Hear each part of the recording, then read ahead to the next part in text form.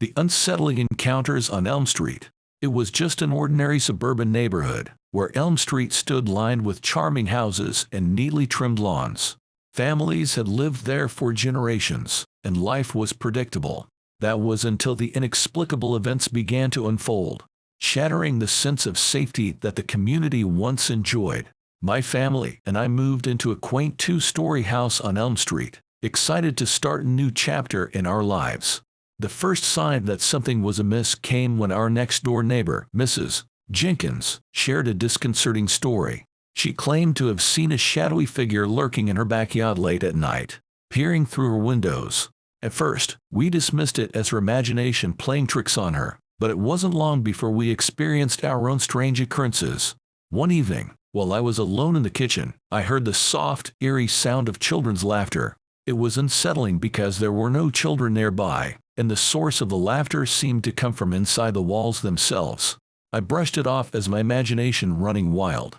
Then, we noticed the persistent tapping on our bedroom window at odd hours. Each night, around 3:33 am, we'd wake to the rhythmic sound of fingers lightly scratching the glass. My wife and I would jolt awake, only to find nothing outside. We asked our neighbors if they'd experienced the same, but they denied any knowledge of such disturbances. As the weeks went by, our lives spiraled into a nightmare. Objects in the house would inexplicably move when we weren't looking, and eerie whispers echoed in the hallways.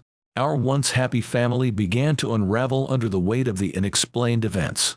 We couldn't escape the feeling that someone or something was watching us, studying our every move. One evening, we decided to set up cameras to capture evidence of the strange occurrences. The footage we reviewed the next day was chilling. In the dead of night, the cameras captured the faint silhouette of a man, lurking at the edge of our property.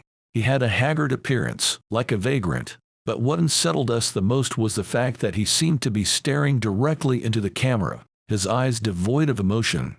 We called the police, but they found no trace of the mysterious man, and our neighbors continued to deny any knowledge of these disturbances. Desperate for answers, we began researching the history of Elm Street, only to uncover a dark secret buried in the town's past. It turned out that decades ago, a deranged serial killer had lived on Elm Street, terrorizing the community before disappearing without a trace.